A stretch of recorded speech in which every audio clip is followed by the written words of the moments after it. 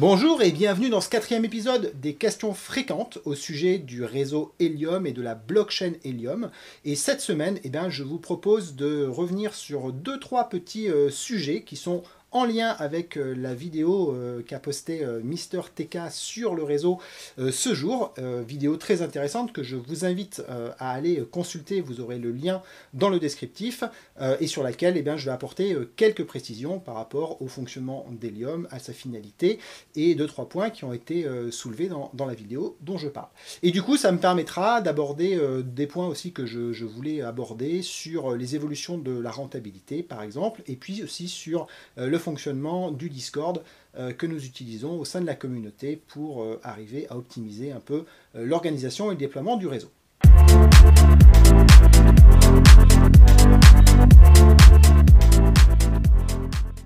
Alors c'est parti pour cette vidéo, et pour commencer, je vais revenir sur la finalité du réseau, parce que c'est vrai que moi qui suis plutôt un techos de l'IoT, j'oublie souvent que les gens qui arrivent sur Helium en fait n'ont pas ce passé, cette expérience que je peux avoir, et ne font peut-être pas forcément la distinction entre les réseaux d'objets connectés, le Wi-Fi, la 4G et toutes ces choses-là, et entre autres aussi parce que les opérateurs télécoms aiment bien mélanger un petit peu tout parce que ça les arrange. Alors, le réseau Helium, il a une vocation, c'est donc de déployer un réseau de communication, mais un réseau de communication un peu particulier car c'est un réseau qui va s'adresser à ce qu'on appelle les objets connectés. Et dans les objets connectés, il y a plein de familles, mais là on va s'intéresser particulièrement à la famille des objets connectés à très basse consommation, c'est-à-dire des objets qui sont complètement autonomes et dont on ne se soucie pas. Donc, par exemple, c'est un réseau qui va concerner des capteurs dans la maison, comme par exemple des capteurs de température qui vont permettre de piloter du chauffage, de suivre par exemple sa cave, savoir si elle a une température correcte, une hygrométrie correcte, de suivre son chien quand il se promène dans la rue pour savoir où il va, éventuellement le retrouver. Vous voyez, c'est ce genre d'internet-là dont on parle. C'est-à-dire, c'est pas du tout de l'internet avec plein de débit comme on peut avoir sur notre smartphone ou notre montre connectée. Non, c'est de l'internet pour des petits objets qui ont besoin de remonter ponctuellement une petite information. Et ça a des impacts et des intérêts qui sont surtout industriels. C'est-à-dire que c'est pas facile à palper pour nous, citoyens, parce qu'on n'est pas encore dans l'ère où cet Internet-là, on va pouvoir vraiment s'en occuper. Enfin, c'est du gadget un peu pour nous aujourd'hui, même s'il y a des applications intéressantes.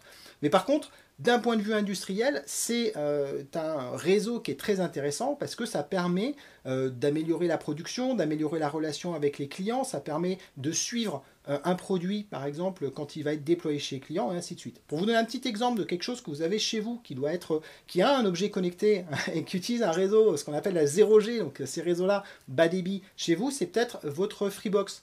Votre Freebox, par exemple, en plus d'avoir une connexion Internet qui va super vite, elle a une petite connexion en plus, qui utilise un réseau qui s'appelle Sigfox, et qui, elle, va tout doucement, mais qui sert à faire du diagnostic. C'est-à-dire quand vous appelez chez Free pour leur dire que votre Internet ne marche pas, et bien même si votre Freebox elle est plus branchée sur le réseau Internet avec le gros débit, en fait eux ils peuvent quand même avoir des informations grâce à cette petite communication réseau. Voilà. Et donc c'est le genre de cas d'usage que vous pouvez avoir aujourd'hui à la maison. Mais il y en a plein d'autres, hein. Il y a des outils pour par exemple suivre votre piscine si vous en avez une, et bien ça peut être connecté par ces réseaux-là de façon à avoir une intervention automatique des gens. Voilà. Donc c'est vraiment cet Internet-là. Donc il faut bien dire que quand on est dans Helium, on ne va pas remplacer son opérateur téléphonique, c'est pas l'objectif. On va en fait juste créer un nouveau réseau et on va plutôt être en compétition avec des opérateurs comme ObjNews par exemple, qui est un opérateur qui est dans les réseaux IoT, et ObjNews c'est en relation avec Bouygues, puisque c'est une filiale de Bouygues qui a été créée spécifiquement pour ça, ou alors Orange qui a aussi une division Internet des objets qui utilise ce réseau, cette technologie qu'on appelle LoRaWAN et qui est utilisée par Helium, voilà, ou alors Sigfox aussi qui est une autre technologie mais qui a la même finalité. Donc on est dans ce monde-là d'objets un peu, voilà, du quotidien qui ont besoin d'échanger les uns avec les autres. Alors pourquoi on fait Helium ? On fait Helium parce qu'en fait, aujourd'hui, les opérateurs télécoms ont du mal à déployer des réseaux qui soient peu chers, qui soient mondiaux, qui soient globaux, avec ces technologies-là. Chacun le fait un peu dans son coin. En France, on a Bouygues et Orange qui apportent cette connectivité au niveau national, et franchement, c'est top. Voilà, mais par contre, ils ont des business models qui sont un peu chers et qui du coup tuent un peu l'innovation. Et puis quand on veut fabriquer des objets qui sortent de la France, il faut s'adresser à tout un tas d'autres opérateurs. Et donc en fait, l'objectif d'Helium, c'est d'avoir une solution qui soit mondiale et qui permette avec un coût moindre de pouvoir développer des objets qui vont marcher aussi bien en France qu'en Espagne, qu'en Italie, et ainsi de suite. Voilà. Et puis aux États-Unis ou en Asie, voilà, qui vont couvrir le monde entier. Et c'est en ça, en fait, que le réseau Helium, il est en train de faire de l'innovation globalement. Et le fait de participer à la blockchain Helium, bah, c'est être un des éléments qui va étendre ce réseau en rajoutant un élément de connectivité. Alors cet élément de connectivité, ça s'appelle un hotspot. Alors je n'ai pas à vous montrer, parce que comme tout le monde, j'attends mes hotspots. Moi j'en ai, mais j'en ai que j'ai fabriqué moi-même à une époque où on pouvait le faire. Ça s'appelait les DIY, maintenant on ne peut plus le faire. Et donc si je vous montre ceux que j'ai, en fait ça ne ressemblera pas du tout à ceux qui vont arriver, donc ça ne va pas être très parlant. Voilà. Mais donc c'est un hotspot. Qu'est-ce que c'est qu'un hotspot? Avant tout, en fait, c'est ce qu'on appelle une gateway ou un hotspot, gateway LoRaWAN, c'est-à-dire c'est un système réseau LoRaWAN, un peu comme à la maison, vous avez un routeur Wi-Fi sans doute, voilà, une box internet, bah, c'est à peu près la même chose, mais pour les réseaux d'objets connectés. Et la différence, c'est que c'est un système qui fonctionne sur la radio, donc il y a un émetteur-récepteur radio à l'intérieur. Et on va dire que la complexité de l'équipement, c'est avant tout un émetteur-récepteur radio. Et comme il est inscrit sur une blockchain, il va falloir ajouter un petit ordinateur qui est capable de communiquer sur cette blockchain et de la faire fonctionner, c'est-à-dire le mineur. Et comme on est sur un système de preuve de couverture, je ne vais pas réexpliquer, Mister TK fait ça super bien, et puis je l'ai fait sur plein d'autres vidéos, donc je vous invite à regarder les autres, mais quand même dans un système de preuve de couverture, on n'a pas besoin d'avoir un ordinateur puissant pour faire fonctionner le système. Donc en fait, à l'intérieur d'un hotspot, on va avoir un petit ordinateur qu'on appelle un Raspberry Pi. Donc ça vaut à peu près 50 € sur le marché. Il faut lui rajouter une alimentation, une carte SD. Donc on a à peu près à 60 € sur le système. Il faut mettre un élément radio avec ça. Donc ce qu'on appelle un concentrateur LoRaWAN. Ça vaut aussi à peu près une cinquantaine d'euros. Donc on a l'ensemble qui vaut à peu près une centaine d'euros. Il faut mettre une boîte autour, une alimentation et ainsi de suite. Donc on arrive à quelque chose qui coûte à peu près 150 € à produire. Et puis il y a un élément particulier, c'est que ce hotspot, il faut l'insérer dans la blockchain. Et ça, c'est une opération qui a un coût pour celui qui fait l'insertion du hotspot dans la blockchain. Et donc les vendeurs, quand ils vendent un hotspot officiel, doivent faire cette insertion dans la blockchain. Et cette insertion coûte aussi une cinquantaine d'euros. Donc voilà, donc quand on a chaîné à peu près tout ça, avec les frais de transport et autres, on arrive grosso modo à quelque chose qui en coût de revient doit coûter quelque chose comme 250 € à peu près de coût de fabrication à la grosse. Voilà. Donc ce qui fait, c'est pour ça que grosso modo, quand on achète un hotspot, on va le payer autour de 300-350 €, voilà, en fonction des modèles, parce qu'il y a des choses différentes dedans. Mais grosso modo, on va être à peu près sur cet ordre de prix-là. Il faut se dire que un point d'accès LoRaWAN, c'est-à-dire finalement un peu la même chose que ce qu'on est en train de faire avec Helium, mais qui est fait avec d'autres réseaux comme Sweetbrick, comme SweetOrange ou comme The Sting Network. Donc ce qu'on appelle une gateway dans le monde de LoRaWAN classique, c'est quelque chose qui vaut en général entre 200 et 250 € à peu près. Voilà. Donc tout ça pour dire que grosso modo sur les hotspots qu'on achète, la problématique n'est pas trop le prix, c'est quand même plutôt la disponibilité. Parce que là, aujourd'hui, c'est quand même le gros souci, c'est d'avoir le matériel. Voilà. Donc ça, c'est le deuxième élément. Donc une fois qu'on a ce hotspot avec tout ce petit matériel à l'intérieur, eh ben, on peut commencer à être prêt à miner. Et pour pouvoir miner, pour pouvoir offrir de la couverture et que cette couverture vous permette d'avoir une rétribution sous forme de token, donc c'est l'opération de minage, il va falloir être en relation avec d'autres personnes qui sont autour de vous. Parce que le principe de la preuve de couverture, c'est prouver que vous êtes capable de communiquer, donc de faire une couverture au sens radio, donc communiquer avec quelqu'un d'autre qui est à un autre endroit géographique. Et donc, si vous arrivez à communiquer avec plusieurs personnes qui sont à d'autres endroits géographiques, c'est que vous devez bien être là où vous prétendez. Et comme vous êtes capable de communiquer, c'est que vous êtes bien aussi à même de recevoir des données, donc vous prouvez que vous êtes capable de transférer des informations sur le réseau, et donc vous faites votre boulot de nœud du réseau, grosso modo. Alors, pour pouvoir faire cette opération de preuve de couverture, qui va donc rapporter des tokens, il faut donc être plusieurs. Et la grande question, c'est de savoir, mais comment je fais pour savoir si je vais avoir des gens autour de moi? Parce que forcément, là, si vous regardez la carte et que vous êtes en France, vous allez voir qu'il n'y a pas grand monde, quoi, sauf si vous habitez à Paris ou à Clermont-Ferrand. Mais sinon, ça va être un petit peu vide. Alors, comment on fait pour savoir? Eh bien, en fait, le plus simple, c'est de se rendre sur le Discord France, parce que sur le Discord France, en fait, il y a à peu près tous les gens qui ont commandé des hotspots qui sont ensemble sur ce Discord-là. Et en fait, on s'est organisé par département. Alors, on accueille aussi les Belges et les Suisses. Hein. En fait, c'est le Discord francophone, mais bon, majoritairement, on est français, mais on est accueillant. Donc, tous les gens se sont retrouvés là et on s'est organisé par département pour que ce soit un peu plus simple. Donc, j'en profite pour expliquer le principe d'enrôlement du Discord parce que c'est pas toujours hyper simple. En fait, quand vous arrivez sur le Discord, mettons par exemple, vous êtes du 94 et vous avez envie de rejoindre les gens qui sont du 94. Donc, ce qu'on a fait, c'est qu'on a un département, un channel par département, mais pour éviter qu'on voit tous les channels et que ce soit le bazar au niveau des alertes, et ben, du coup, en fait, il faut s'inscrire dans ces channels-là en fonction de votre département. Donc pour ça, vous allez, par exemple, 94, c'est dans l'Île-de-France. Donc vous allez dans le groupe Île-de-France.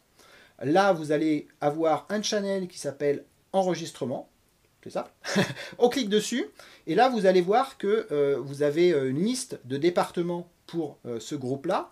Et vous allez voir que pour chaque département, sur chaque ligne, vous avez un numéro qui correspond. Donc en gros, pour 94, ça va être le 4.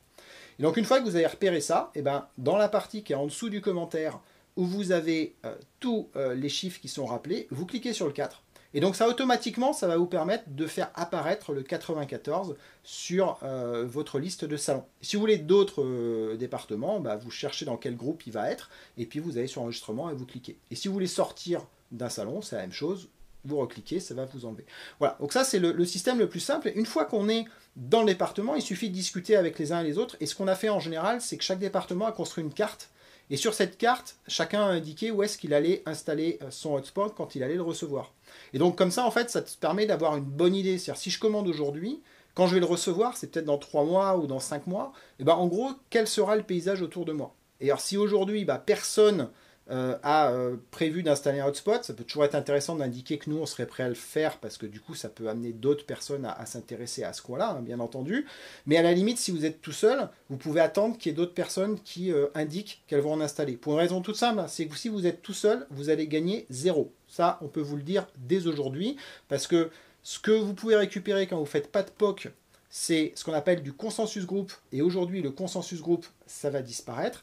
Il y a quelques petits challenges qui vous rapportent pratiquement rien, et avec le halving qui est prévu au mois d'août, les rewards ils vont être tout petits. Voilà. Donc si vous êtes tout seul, vous attendez absolument pas à gagner quelque chose, ce sera 0 en termes de reward. Par contre, vous étendez quand même la couverture du réseau. Et ça, c'est cool, parce que c'est le but de ce qu'on est en train de faire, c'est étendre le réseau. Je sais que pour beaucoup, c'est un investissement, mais malgré tout, ce qu'on est en train de faire, c'est essayer de créer un réseau avant tout. Et moi, ma vision, c'est si on gagne de l'argent, c'est un corollaire, et tant mieux.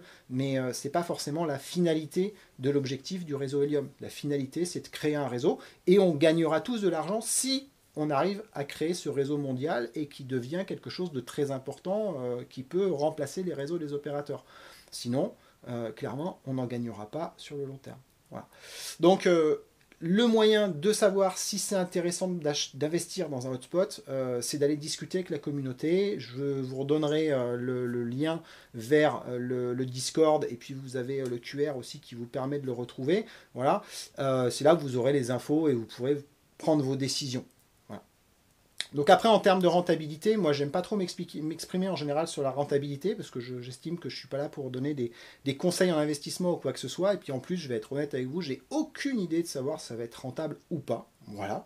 Je sais que tout de suite, ça l'est, mais par contre, demain, j'en ai absolument aucune idée. Tout ce que je peux vous donner comme élément, c'est que la rentabilité, dans plusieurs mois, elle va être fonction de plusieurs choses. Pour faire très simple, aujourd'hui, il y a 5 millions de tokens qui sont distribués tous les mois, et ils sont distribués à l'ensemble des mineurs, en fonction du nombre de POC qu'ils font. On ne va pas rentrer dans les détails, on va faire très simple, juste imaginons qu'ils soient distribués de façon équitable entre chaque mineur. Donc aujourd'hui, il y en a 5 millions.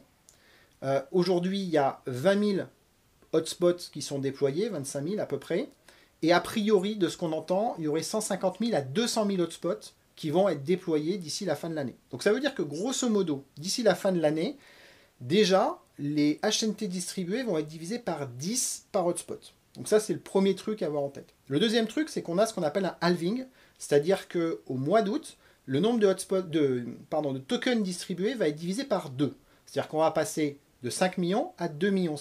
Donc ça veut dire qu'on aura une division par 2. Donc à la fin de l'année, globalement, on aura une division par 20 des revenus par hotspot. Voilà. Donc, ce que ça ne dit pas, c'est quelle sera la valeur du token. Donc, si le token est 40 fois plus cher, dans ce cas, ce sera plus intéressant qu'aujourd'hui.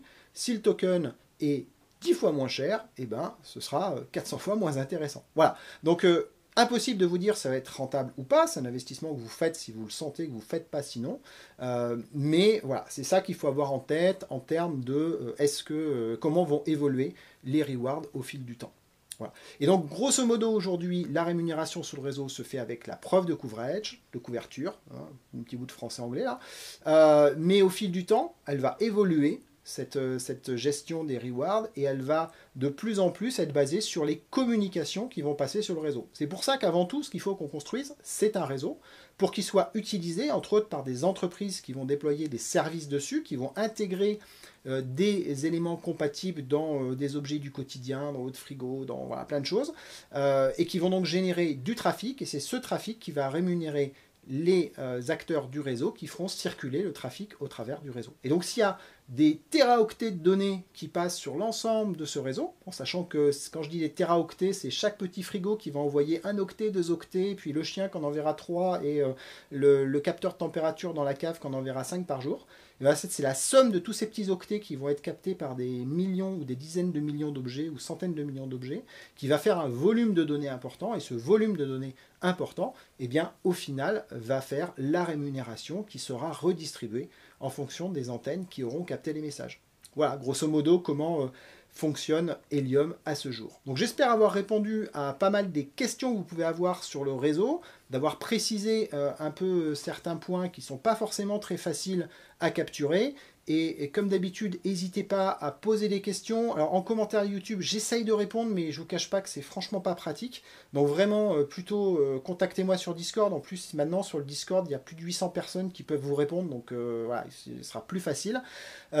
Pour être informé des nouvelles vidéos qui vont arriver, ben ouais, c'est cool si vous pouvez vous abonner à la chaîne, parce que comme ça, vous aurez l'alerte. Et puis moi, je suis toujours content de choper des abonnés. Hein. Je veux dire, c'est quand même la classe, quoi. non, je m'en contrefous en fait, mais bon, c'est cool quand même si vous vous abonnez sur la chaîne. Les petits likes, il paraît que c'est bien, mais c'est pareil, voilà, faites-vous plaisir. Et puis, comme d'hab, du contenu, si vous voulez aller plus loin, regardez bien les autres FAQ qui vont un peu plus loin par rapport au fonctionnement du réseau Helium. Et si vous voulez aller bien profond, donc comment tout ça marche, mon site internet disque91.com qui vous explique beaucoup plus les détails des différentes transactions sur la blockchain, mode de reward, le fonctionnement du POC et toutes ces choses-là. Voilà. Et sinon, je vous dis à bientôt pour la FAQ 5 et n'hésitez pas à me soumettre des idées de points que je pourrais aborder. Ciao!